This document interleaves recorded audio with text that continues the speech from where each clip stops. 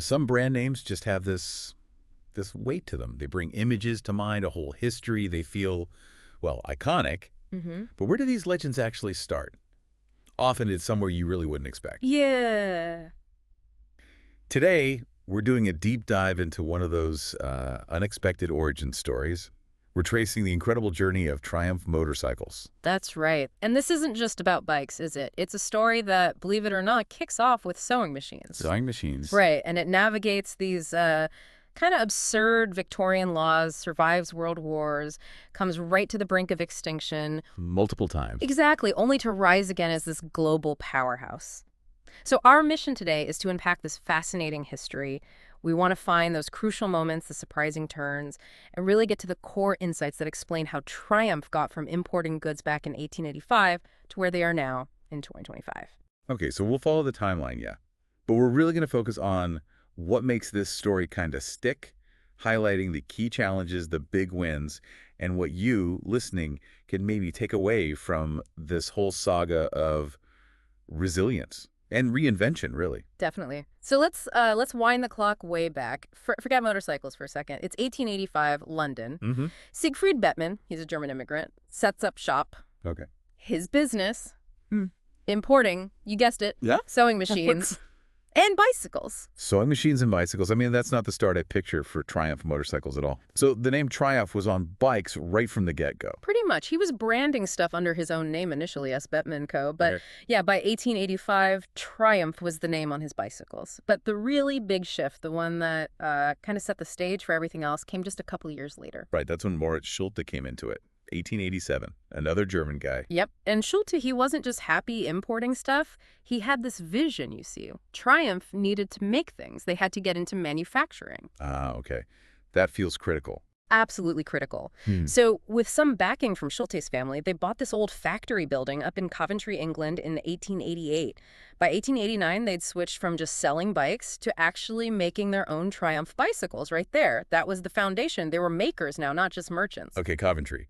Bicycles first. So when did they even start thinking, hey, let's stick an engine on one of these? Well, they started looking into motorized transport around 1895. They were studying what others were trying, but they ran smack into this massive, almost funny, really, legal roadblock, unique to Britain back then. Don't tell me. The red flag thing? The very one, the Locomotive Act. Now, it was meant for steam engines, right? But it applied to these early motor things, too. It meant a ridiculous 4-mile-4-hour speed limit. 4 miles an hour. And, yeah, someone had to walk 60 yards ahead of his vehicle waving a red flag to warn people. Seriously, a guy walking in front waving a flag. That sounds more like a slow parade than transport. It completely killed any chance of developing something practical, something commercially viable like a motorcycle. It just stifled innovation in Britain for years. So sometimes the biggest barrier isn't the tech, it's the rules not keeping up. They just had to wait. Pretty much. They had to wait for the law to change. Thankfully, those really restrictive parts got repealed later on, and as soon as that happened, Schulte saw his opening. And that brings us to 1902, Triumph's first actual motorcycle. The No. 1. And it was pretty modest, basically a strengthened bicycle frame with a little 2-horsepower engine bolted onto it. They got the engine from Belgium, actually. Basic, but it worked. It proved the idea. And people were clearly ready for it, selling over 500 in the first year. That must have told them they were onto something big. Oh, absolutely. It made them immediately start looking for more powerful engines. And then just 3 years later, 1905, they took that huge step. Making their own engine. Exactly. Their first motorcycle, designed and built entirely in-house, engine and all. This one had a 3-horsepower engine, could hit like 45 miles per hour. 45. After 4 miles an hour with a flag, that must have felt like warp speed. Totally different league. And from that point, Triumph's growth just took off. By 1907, they were pumping out 1,000 bikes a year, had to move to a much bigger factory in Coventry. What were the key tech things that helped them move beyond just, sticking an engine on a bike frame? Well, one of the really big ones came in 1910. It was called the free engine device. Now, it sounds simple today because we just expect it, but it was the first truly practical clutch for a motorcycle. Right. So before that, if you stopped, the engine just died. You had to restart it. Exactly. Try riding in traffic like that. With the clutch, you could disconnect the engine from the wheels, stop the bike, keep the engine running, and then pull away smoothly. Okay, that's a massive improvement in usability. That feels like the moment they really started building proper motorcycles, not just powered bicycles. It really was. Sales definitely jumped because the bikes just became so much more practical day to day. And then, uh-oh, the world changed again. World War I. Right. And this is where Triumph really built its reputation, yeah. Despite the German founders, the British military turned to them. They needed tough, reliable bikes for dispatch riders on terrible roads. Triumph's Type H model, launched in 1915, turned out to be incredibly robust. It could handle speeds over 40 mph even in really harsh conditions. And that's how it got that famous nickname, isn't it? The trustee, exactly. That reliability under fire was just priceless. By the end of the war, they'd supplied over 30,000 of them. It made Triumph Britain's biggest motorcycle maker. The war really cemented that brand image. Reliable gets the job done. What about after the war? Did things just carry on smoothly? Not quite. There were some disagreements inside the company. Schulte actually wanted to get into making cars, which caused some friction, and he ended up leaving in 1919. Bettman did eventually push into cars, though, and by 1930, the whole company was called Triumph Motor Company. They were making both cars and bikes, pretty big by the mid-20s. So diversified. But then the Great Depression rolled in. Yeah, and that hit them hard. Really hard. Serious financial trouble. They had to sell off the bicycle side. Bettman retired in 1933.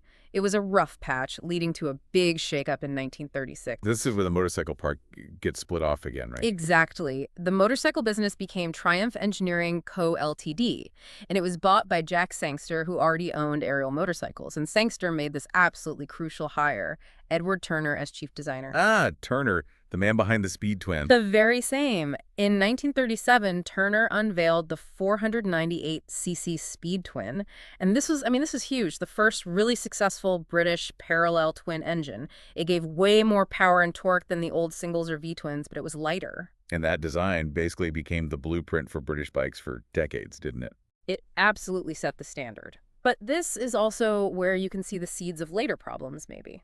While Turner's design was brilliant, ahead of its time even, later on, the company didn't invest enough in modern manufacturing methods or add features like, say, electric start and disc brakes when competitors started doing it in the 70s. That really hurt them down the line. Right, so that's a key insight. Brilliant design isn't enough if you don't keep investing in how you build it and keep up with what riders expect. Precisely. Then, of course, World War II happens. Triumph steps up again, supplies over 50,000 bikes for the war. But then, disaster strikes in 1940. The Coventry factory gets flattened in the bombing raids. Lost everything. The factory, designs, records. How do you even come back from that? Incredible resilience again. They quickly found a new site, got emergency funding, and managed to resume production in a new factory in Meriden in 1942. Just kept going to support the war effort. And that Meriden factory, that became the heart of what people call Triumph's golden age after the war. It did. Civilian production kicked off again in 1946.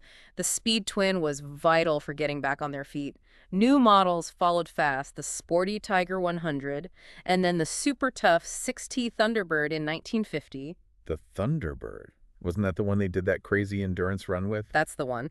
3 of them rode 500 miles, averaging over 90 miles an hour on 1950s bikes. That really showed off their reliability. 90 miles an hour for 500 miles back then. Wow. Yeah, it spoke volumes. And the Triumph name itself was just getting huge cachet beyond bikes, too.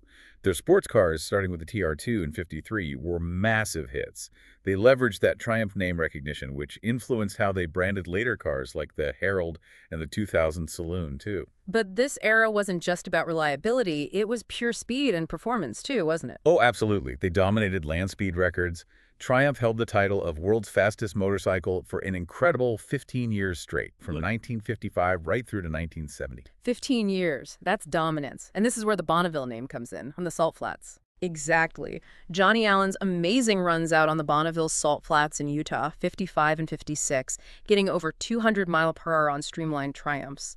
That directly inspired the name for Edward Turner's final big design, the T120 Bonneville 650, launched in '58, named after those records, and it just became the best-selling British twin ever made, an absolute icon. And beyond the records, Triumph became this huge cultural thing in the 50s and 60s. Totally. They were the bikes of rebellion, almost. You think of Marlon Brando on that Thunderbird 6T and the Wild One. Instant icon. Right. And Steve McQueen making that famous jump. In The Great Escape, Wasn't actually a Triumph jump bike, but looked like one? Yeah, a TR6 trophy dressed up.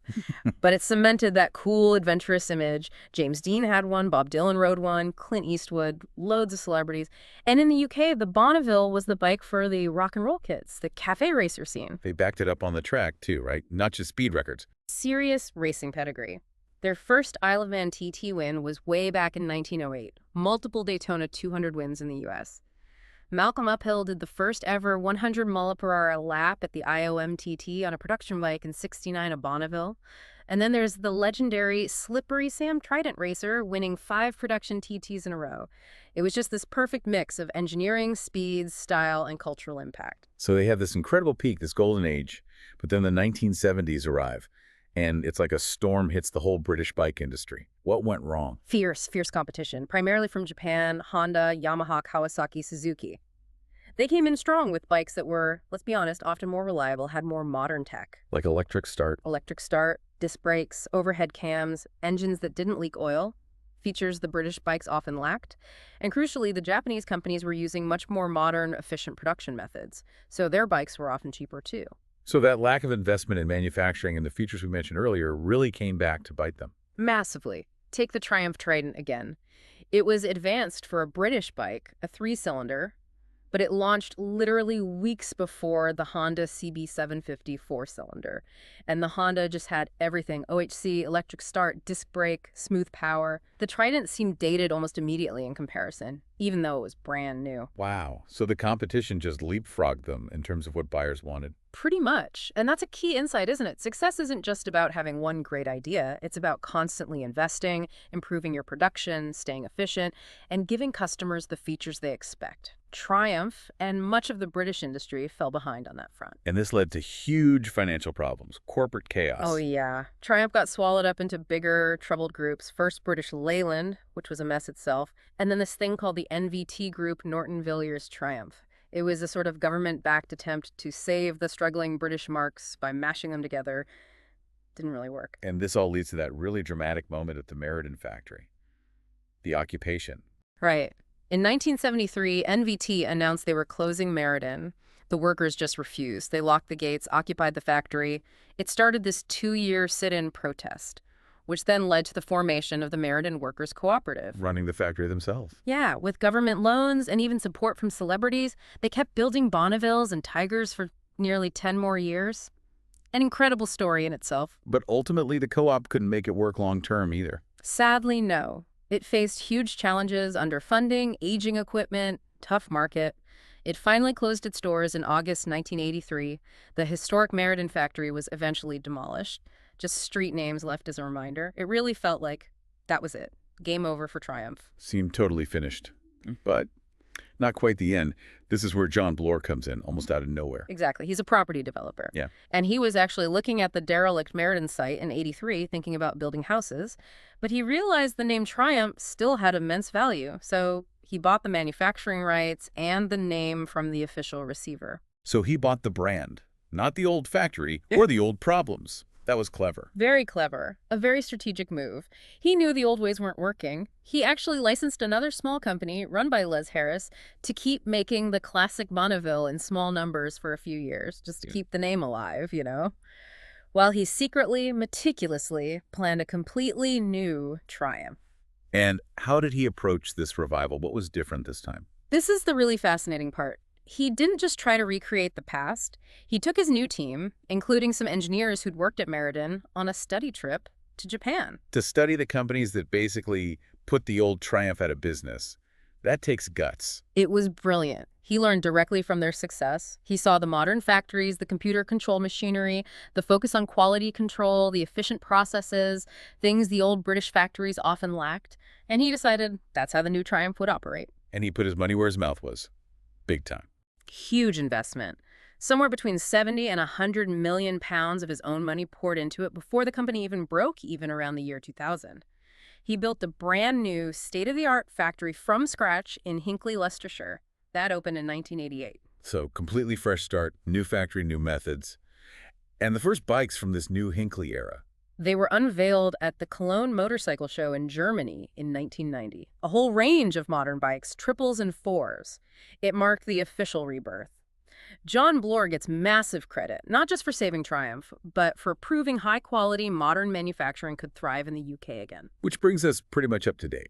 Modern Triumph, from the 2000s through to today, 2025. Right. What's been the key to their success this time around? Well, bringing back the icon was definitely crucial. Relaunching the Bonneville line in 2000, capturing that classic style, but with totally modern engineering and reliability, that was a masterstroke. Huge hit. They still hit bumps in the road, though, didn't they, that fire at Hinckley? Yeah, another major setback. In 2002, a big chunk of the main factory burned down. But again, incredible resilience. They rebuilt and recovered remarkably quickly. And strategically, they also opened their first factory outside the UK in Thailand that same year. They later expanded there and added facilities in Brazil, too. Okay, so keeping the core design and R&D in the UK, but building bikes globally. Why was that important? It helps them compete on price in different markets, manage logistics better, build bikes closer to where they're sold, but they keep that essential British engineering and design identity. Technology's been vital, too. Things like modern product information management systems help them handle the complexity of a global business and launch new models efficiently. Avoids the old problems. And what's the focus now? In terms of the bikes themselves, what's the strategy? They're incredibly dynamic. Aggressive diversification is key. They've jumped into the smaller, more accessible 400cc segment with the Speed 400 and Scrambler 400X, built in partnership with Bajaj in India. Huge success already, and more 400cc bikes are planned. And they've even gone into proper off-road racing. That's a super competitive area. A massive strategic move. Launching dedicated motocross bikes like the TF250X and a 450 is coming, backed by factory race teams in MXGP and Supercross. It's a clear signal they want to compete seriously in every major motorcycle segment. But they haven't forgotten their traditional strengths, the bigger bikes. Not at all. The core models, the Rocket 3 Hypercruiser, the Tiger adventure bikes, the Speed Triple and Street Triple Nakeds, the Bonneville Modern Classics, they're constantly updated with new tech, new engines, new features, plus entirely new models like the Daytona 660 sports bike, and lots of special editions to keep things fresh. And racing, still central to the brand image. Hugely. Being the exclusive engine supplier for the Moto2 World Championship since 2019 has been immense for them. Their 765cc triple engine has totally transformed that class, breaking lap records everywhere. Over 1 million kilometers raced on those engines, proving their performance and reliability. They're back racing in World Supersport too, and they're winning in off-road endurance events, like Ivan Cervantes setting a world record on a Tire 1200. So really leaning into that performance heritage. Definitely. And they connect with the history, too. Things like the Triumph Originals, custom build challenges, celebrating the Bonneville's legacy and tapping into that custom scene, which has always loved Triumphs. And how's all this working out in terms of sales? Are they growing? Like crazy, actually. In 2024, they smashed records. Sold over 100,000 Triumph-branded motorcycles globally for the first time ever.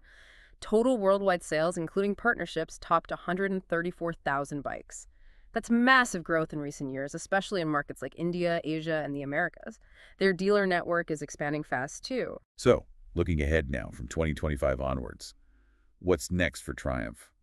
More of the same or new directions? Well, there's definitely a strong pipeline of new traditional combustion engine models still coming, but the really big thing is their serious investment in electric motorcycle technology.